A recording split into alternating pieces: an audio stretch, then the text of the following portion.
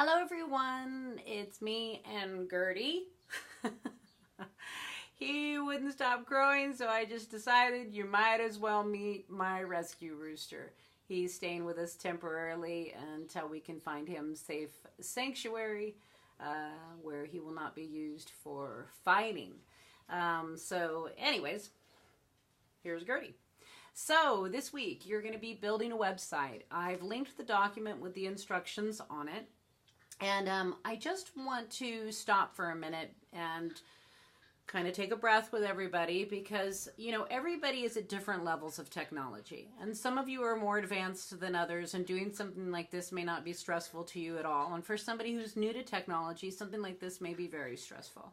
So just a reminder, this class is for you to make time to start learning about technology and seeing what will and what won't work for you in a classroom and just becoming more experienced.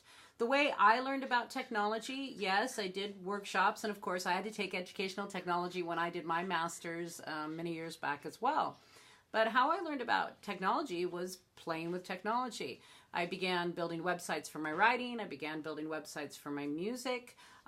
In my classroom, I don't need to have a website because we use School Loop and we can do threads and those sorts of things there.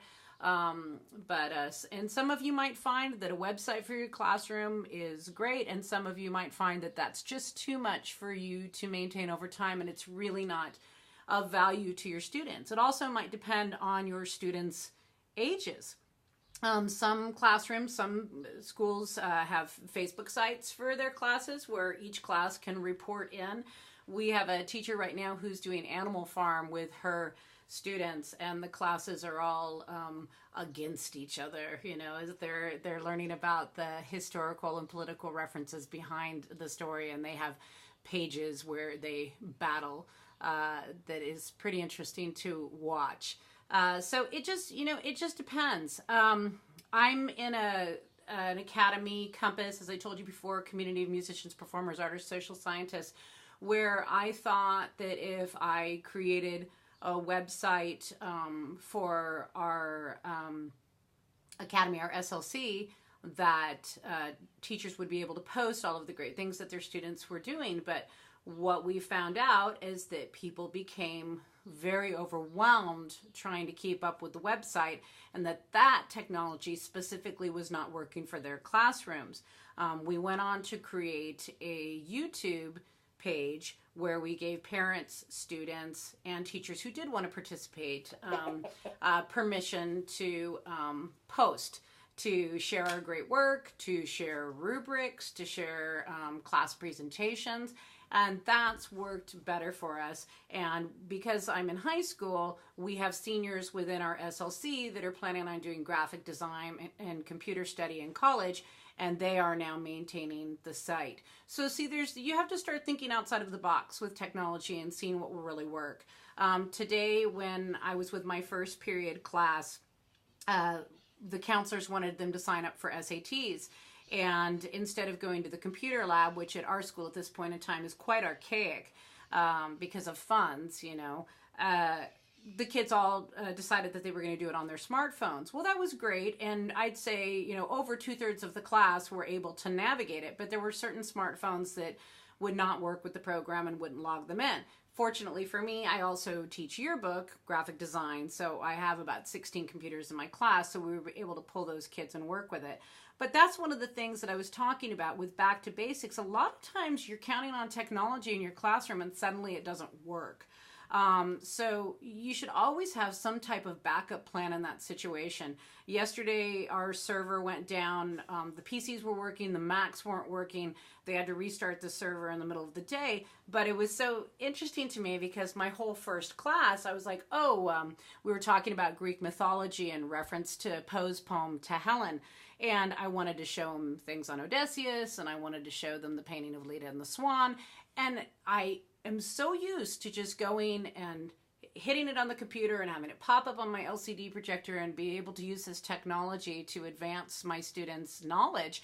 And it was so interesting how my hands kept going to the computer, and I was like, oh, I can't do that. Oh, I can't do that. Oh, I can't do that.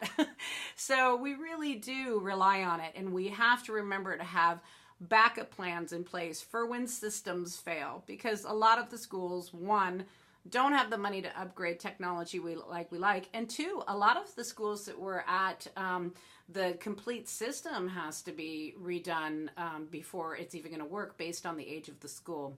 So you always want to have a backup plan for technology just in case.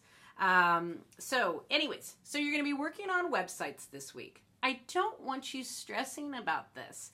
I've had people like, can I turn this in late? Can I turn? Okay, we're all going to just calm down here and take our time on this. You're supposed to be enjoying learning something new about technology.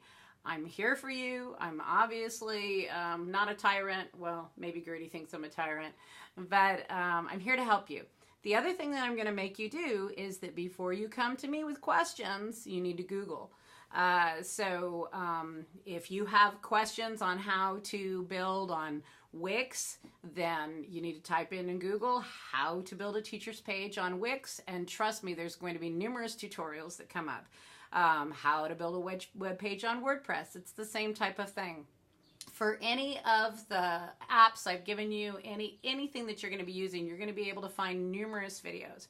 It's not that I don't want to answer questions for you. I'm here to answer questions for you and help you through. But one of the things that you learn about technology when you're working on it is that you have to start exploring it yourself. That whenever I stop building web pages, and I stop for long periods of time. When I stop building things, then I have to kind of remind myself, jog my memory, because it's not something that we do on a daily basis. So this week you're building the website. All of the instructions are on the rubric paper that I posted, the assignment paper and the rubric that I posted in the announcements. If you need anything from me, let me know.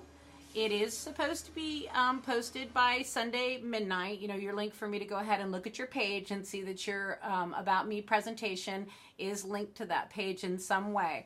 But to be honest with you guys, I'm not going to start grading assignments at midnight Sunday night. I'm going to start looking at them Monday afternoon.